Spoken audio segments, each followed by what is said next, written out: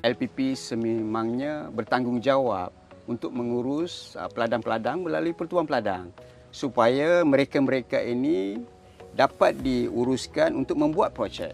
Dengan kata lain, kita mengurus mereka bukan untuk melahirkan pekerja, tetapi kita mengurus mereka ini untuk menjadi usahawan.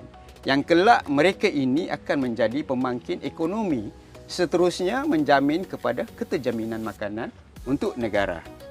Pada hari ini, kita bersama dengan 16 orang peserta IPR Intan di Bukit Merah, kendalian ataupun di bawah pengurusan PPK Bagang Tian.